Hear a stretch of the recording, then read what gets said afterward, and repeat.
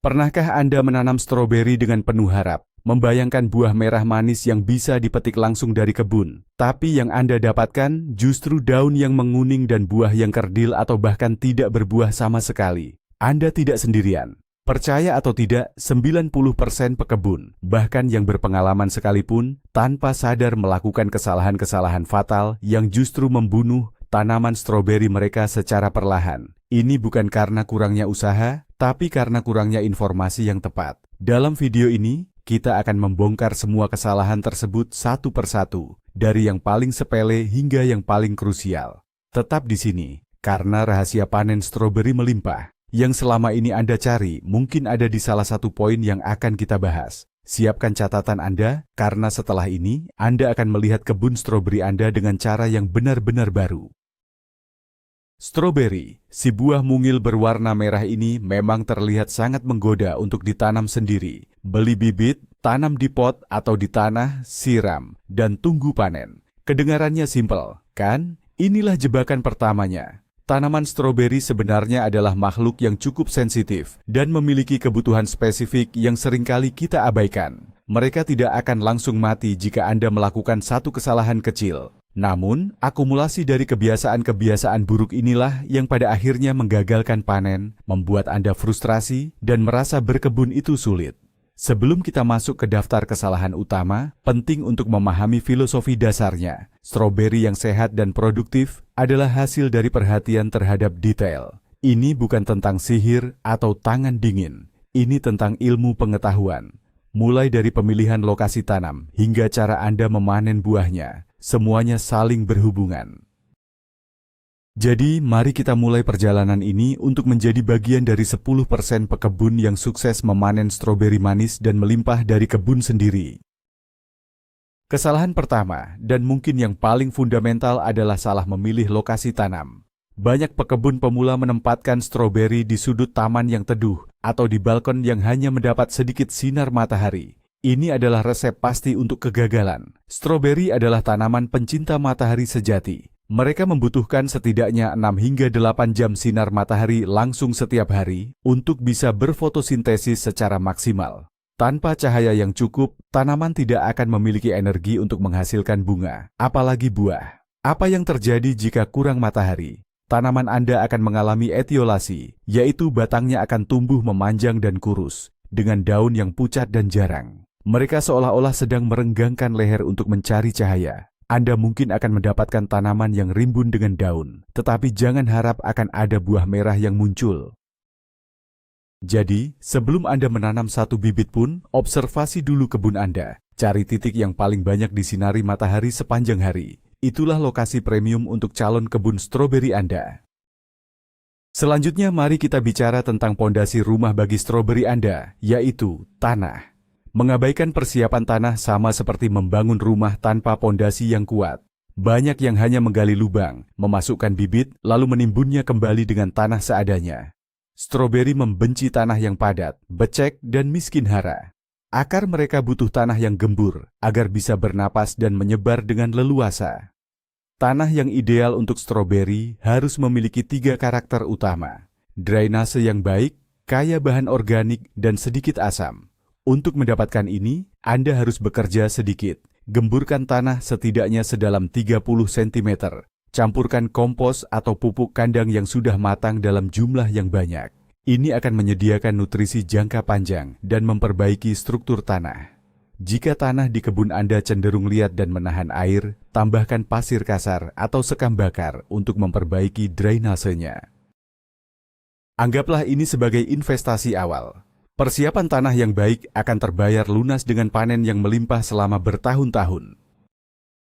Sekarang, sebuah kesalahan teknis yang sangat fatal, menanam terlalu dalam. Ini adalah pembunuh senyap yang sering tidak disadari oleh pemula. Perhatikan bagian tengah tanaman stroberi, tempat daun-daun baru muncul. Bagian ini disebut mahkota atau crown. Mahkota ini adalah jantung kehidupan tanaman stroberi. Jika Anda menanam bibit dan mengubur mahkota ini di bawah tanah, tanaman Anda hampir pasti akan membusuk dan mati. Bayangkan mahkota ini sebagai hidung tanaman stroberi.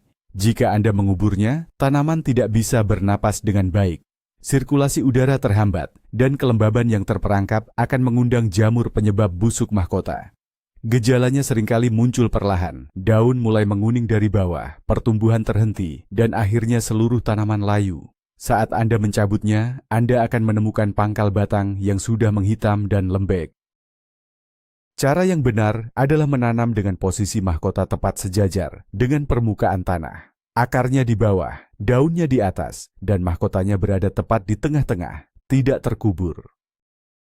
Namun, ada juga kebalikannya yang sama berbahayanya, yaitu menanam terlalu dangkal. Setelah mendengar bahaya menanam terlalu dalam, beberapa pekebun menjadi terlalu berhati-hati dan akhirnya menanam bibit dengan sebagian akarnya menyembul keluar dari tanah. Ini juga masalah besar. Akar stroberi yang terpapar udara dan sinar matahari akan cepat mengering dan mati.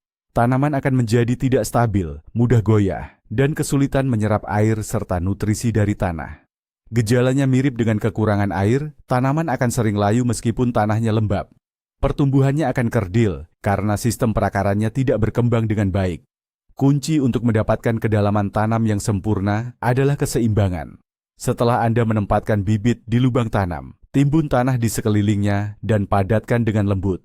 Pastikan seluruh bagian akar tertutup tanah, sementara seluruh mahkota berada di atas permukaan tanah. Jika Anda menarik daunnya dengan lembut, tanaman harus terasa kokoh dan tidak mudah tercabut. Ini adalah tanda bahwa Anda telah melakukannya dengan benar. Kesalahan berikutnya adalah soal ruang pribadi. Banyak pekebun, karena antusiasme dan keterbatasan lahan, menanam bibit stroberi terlalu rapat. Mereka berpikir semakin banyak tanaman, semakin banyak buah. Logika ini salah besar. Jarak tanam yang terlalu rapat justru akan menurunkan produksi buah secara keseluruhan. Kenapa? Pertama, persaingan. Tanaman akan saling berebut sinar matahari, air, dan nutrisi dalam tanah. Yang lebih kuat akan menang, sementara yang lebih lemah akan tumbuh kerdil dan tidak produktif. Kedua, dan ini yang lebih penting, adalah sirkulasi udara. Tanaman yang berdesak-desakan menciptakan lingkungan yang lembab dan minim aliran udara di antara daun-daunnya. Ini adalah surga bagi jamur patogen. Penyakit seperti embun tepung, powdery mildew, dan busuk buah abu-abu, grey mold, akan menyebar dengan sangat cepat dalam kondisi seperti ini. Aturan umumnya adalah memberikan jarak setidaknya 30 hingga 45 cm antar tanaman. Ini mungkin terlihat boros pada awalnya, tetapi percayalah, ini akan memberi ruang bagi setiap tanaman untuk tumbuh maksimal dan sehat. Sekarang kita sampai pada pembunuh nomor 1 tanaman stroberi, penyiraman berlebihan. Ini adalah kesalahan yang paling umum dan paling mematikan. Banyak orang berpikir bahwa lebih banyak air berarti lebih baik. Padahal sebaliknya, stroberi memang suka tanah yang lembab, tetapi mereka benci tanah yang becek dan tergenang air. Akar stroberi membutuhkan oksigen untuk berfungsi, sama seperti kita membutuhkan udara untuk bernapas. Ketika tanah jenuh air, pori-pori tanah yang seharusnya berisi udara akan terisi air, menyebabkan akar mati lemas. Kondisi ini memicu masalah yang paling ditakuti, yaitu busuk akar, root rot. Gejalanya menipu, daun akan menguning dan layu, yang seringkali disalahartikan sebagai tanda kekurangan air, sehingga pekebun justru menyiramnya lebih banyak lagi, memperparah masalah. Jangan pernah menyiram berdasarkan jadwal kaku. Selalu periksa kelembaban tanah terlebih dahulu. Tusukkan jari Anda sekitar 2 hingga 3 cm ke dalam tanah. Jika terasa kering, barulah saatnya menyiram. Jika masih terasa lembab, tunggulah 1 atau 2 hari lagi. Meskipun penyiraman berlebihan lebih umum terjadi, kekurangan air juga bisa menjadi masalah serius, terutama pada fase-fase kritis. Tanaman stroberi yang kekurangan air akan menunjukkan tanda-tanda stres yang jelas. Daunnya akan layu, terkulai lemas, terutama di siang hari yang panas. Tepi daun bisa menjadi coklat dan kering seolah terbakar. Pertumbuhan tanaman akan terhenti, dan yang paling mengecewakan, jika ini terjadi saat tanaman sedang berbunga atau berbuah, bunga bisa rontok dan buah yang terbentuk akan menjadi kecil, keras dan tidak berair. Kunci utamanya adalah konsistensi. Stroberi tidak suka siklus tanah yang sangat kering lalu tiba-tiba sangat basah. Usahakan untuk menjaga kelembaban tanah tetap stabil. Ini sangat penting saat buah mulai terbentuk hingga panen. Kekurangan air pada periode ini akan secara langsung berdampak pada ukuran dan kualitas buah Anda. Jadi, meskipun Anda harus berhati-hati agar tidak menyiram berlebihan, jangan biarkan tanah menjadi kering kerontang. Konsistensi adalah sahabat terbaik panen stroberi Anda. Mari kita bahas teknik penyiraman. Banyak orang menyiram tanamannya dari atas menggunakan selang semprot, membasahi seluruh bagian tanaman dari daun hingga buah. Ini adalah kebiasaan buruk yang mengundang penyakit. Ingat, sebagian besar penyakit jamur pada stroberi, seperti bercak daun, embun tepung, dan antraknosa, membutuhkan kelembaban pada permukaan daun untuk berkembang biak. Ketika Anda menyiram dari atas, Anda menciptakan kondisi ideal bagi spora jamur untuk berkecambah dan menginfeksi tanaman. Selain itu, air yang menempel pada bunga dapat mengganggu proses penyerbukan, dan air yang menggenang di buah yang matang dapat memicu busuk buah dengan cepat. Cara penyiraman yang benar adalah dengan mengalirkan air langsung ke pangkal tanaman di sekitar zona perakaran. Gunakan gembor dengan leher panjang, selang irigasi tetes, drip irrigation, atau cukup tuangkan air secara perlahan dari botol. Tujuannya adalah membasahi tanah, bukan tanamannya. Lakukan penyiraman di pagi hari. Ini memberi waktu bagi daun yang mungkin tidak sengaja basah untuk mengering sebelum malam tiba, mengurangi risiko infeksi jamur. Sekarang, tentang makanan. Kesalahan pemupukan yang paling umum adalah memberikan terlalu banyak nitrogen. Nitrogen yang dilambangkan dengan huruf N dalam pupuk NPK bertanggung jawab untuk pertumbuhan vegetatif, yaitu daun dan batang. Banyak pekebun menggunakan pupuk serbaguna atau bahkan pupuk untuk rumput yang tinggi kandungan nitrogennya. Dengan harapan tanaman stroberi, mereka akan tumbuh subur. Hasilnya, Anda akan mendapatkan semak stroberi raksasa yang sangat rimbun dengan daun hijau tua yang lebat dan indah. Tapi ada satu masalah, tidak ada bunga dan tidak ada buah. Tanaman menjadi terlalu nyaman, menumbuhkan daun sehingga lupa untuk bereproduksi. Ini seperti memberi makan seorang atlet lari maraton dengan diet seorang binaragawan. Ototnya besar, tapi ia tidak bisa berlari cepat. Saat memilih pupuk untuk stroberi, carilah yang seimbang atau yang memiliki kandungan fosfor, Pe, dan kalium, Ka yang lebih tinggi. Fosfor mendorong perkembangan akar dan bunga, sementara kalium penting untuk kualitas buah dan ketahanan terhadap penyakit. Di sisi lain spektrum, ada juga pekebun yang tidak memberi pupuk sama sekali. Mereka beranggapan bahwa kompos yang diberikan saat tanam sudah cukup. Memang, kompos adalah awal yang baik, tetapi stroberi adalah tanaman yang rakus nutrisi, atau biasa disebut heavy feeder. Mereka bekerja keras untuk menghasilkan buah yang manis dan berair, dan proses ini menghabiskan banyak energi dan nutrisi dari tanah. Jika nutrisi ini tidak diisi kembali, produktivitas tanaman akan menurun drastis dari tahun ke tahun.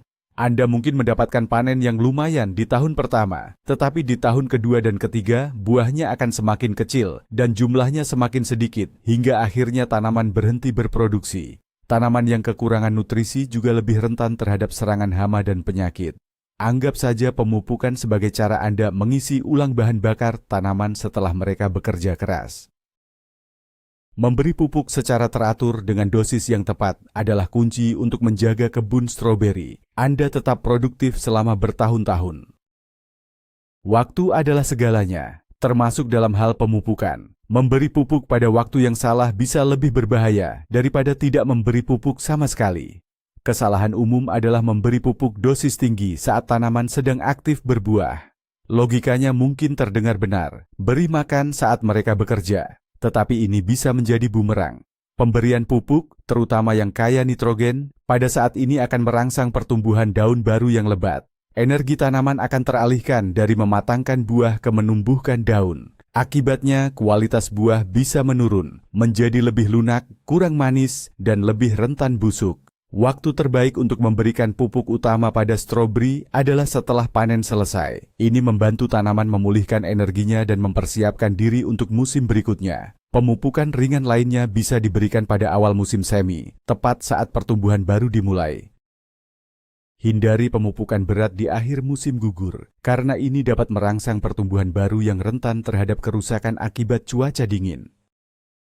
Ini adalah aspek yang sering diabaikan, bahkan oleh pekebun yang cukup berpengalaman. pH tanah. pH adalah skala untuk mengukur tingkat keasaman atau kebasahan tanah. Stroberi tumbuh paling baik di tanah yang sedikit asam, dengan rentang pH ideal antara 5,5 hingga 6,8. Mengapa ini penting? Karena pH tanah secara langsung mempengaruhi ketersediaan nutrisi bagi tanaman.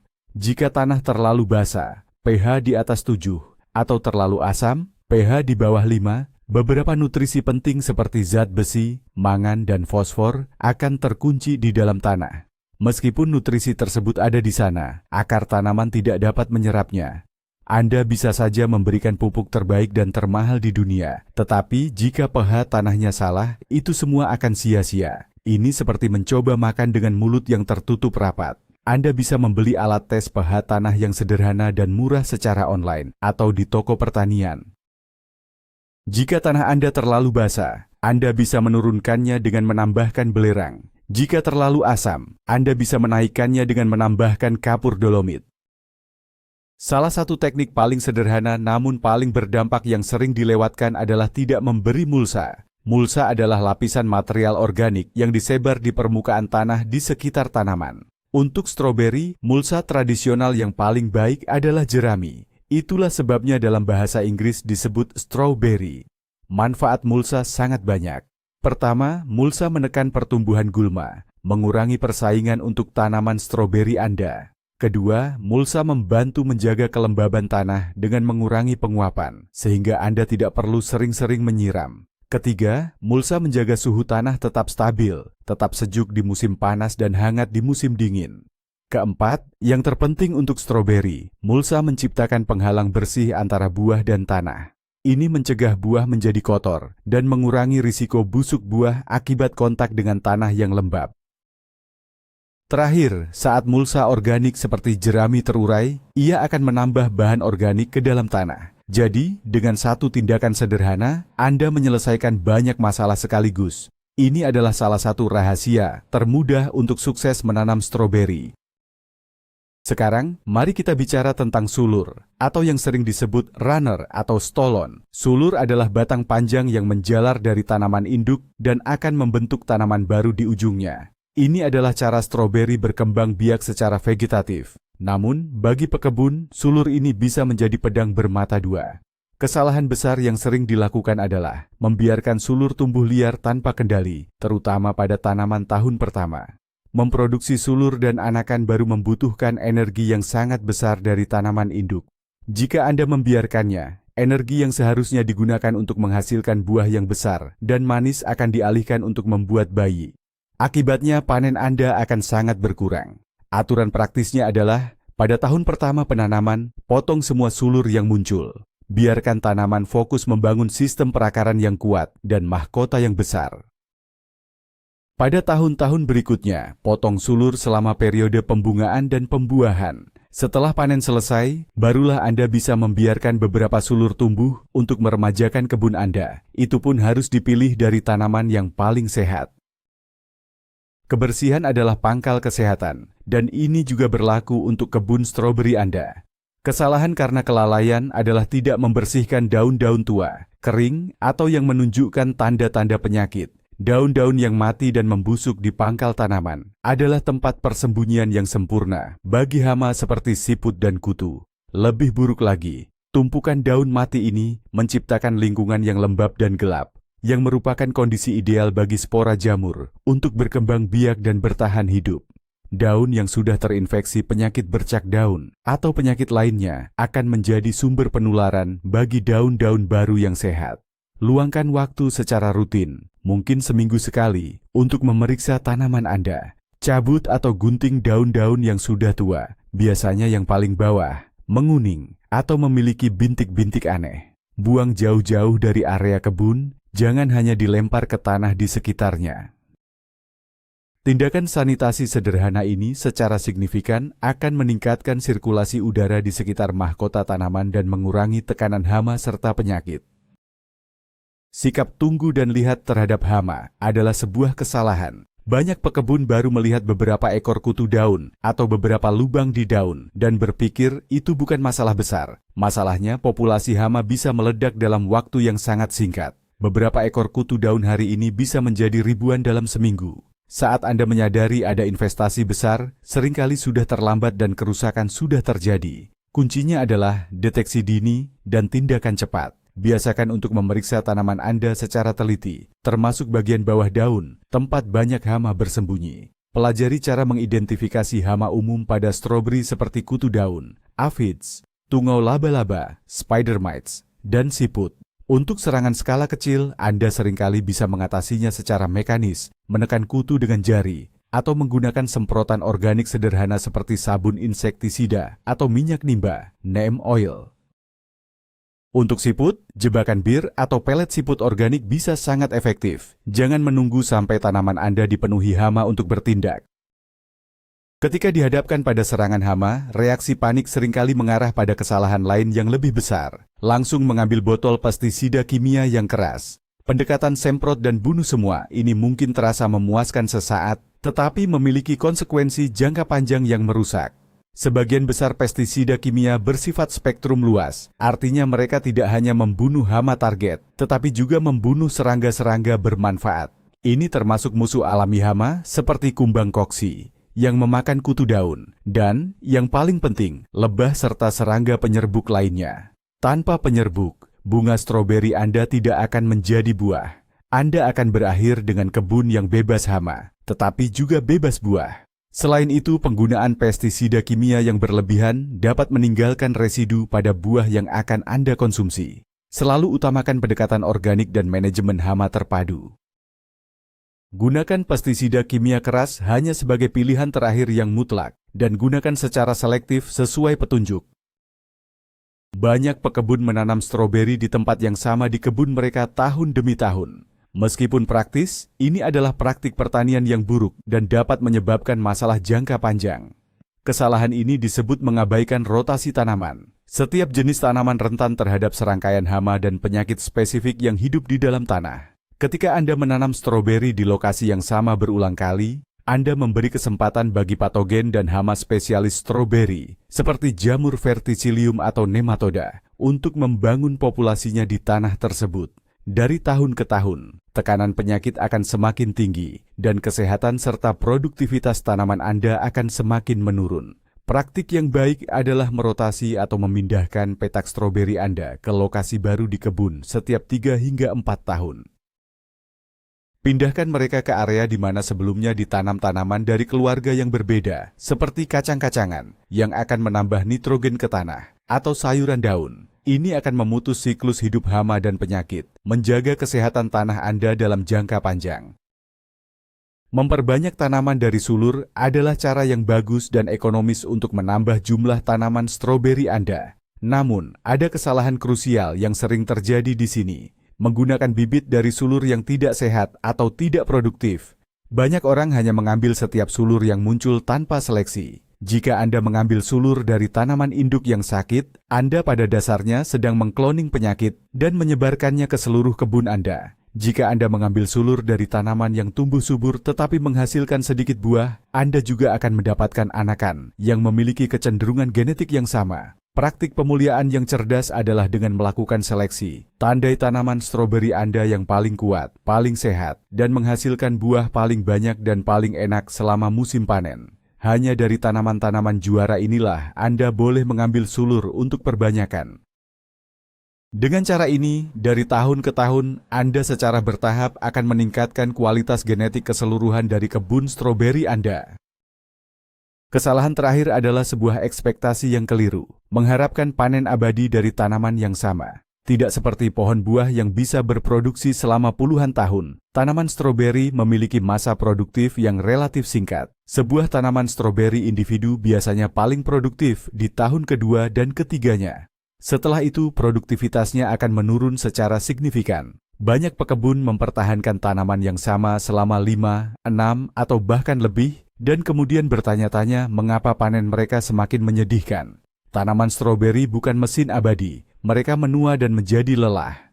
Kunci untuk panen yang berkelanjutan adalah peremajaan. Anda harus memiliki rencana untuk merenovasi petak stroberi Anda setiap 3 atau 4 tahun. Ini berarti mencabut tanaman-tanaman tua yang sudah tidak produktif dan menggantinya dengan anakan baru yang sehat, yang Anda hasilkan dari sulur tanaman terbaik Anda. Dengan siklus permajaan ini, Anda memastikan bahwa kebun Anda selalu diisi oleh tanaman yang muda, kuat, dan berada di puncak produktivitasnya. Jadi, itulah 20 kesalahan umum yang mungkin tanpa sadar telah Anda lakukan, yang mengubah impian panen stroberi manis menjadi kekecewaan. Mulai dari hal fundamental seperti lokasi tanam dan persiapan tanah, hingga detail teknis seperti kedalaman tanam, cara menyiram, memupuk, dan merawatnya setiap hari. Kuncinya seperti yang kita lihat, bukanlah pada kerja keras membabi buta, tapi pada kerja cerdas yang didasari pemahaman. Jika Anda harus mengingat 3 hal terpenting dari video ini, ingatlah ini. 1. Jangan pernah menyiram berlebihan. Selalu periksa tanah terlebih dahulu. 2. Kendalikan sulur untuk memfokuskan energi pada buah. Dan 3. Berikan mulsa jerami. Ini adalah langkah sederhana dengan manfaat luar biasa. Dengan memperbaiki beberapa kebiasaan kecil ini, Anda akan terkejut melihat perubahan besar pada kebun stroberi Anda. Panen yang melimpah bukan lagi sekadar mimpi. Terima kasih sudah menonton sampai akhir. Jika video ini bermanfaat, jangan lupa tekan tombol like, subscribe, dan nyalakan lonceng notifikasinya agar tidak ketinggalan tips berkebun lainnya dari kami. Sekarang saya ingin tahu dari Anda, kesalahan mana yang ternyata selama ini Anda lakukan tanpa sadar? Tulis jawaban Anda di kolom komentar di bawah. Selamat berkebun!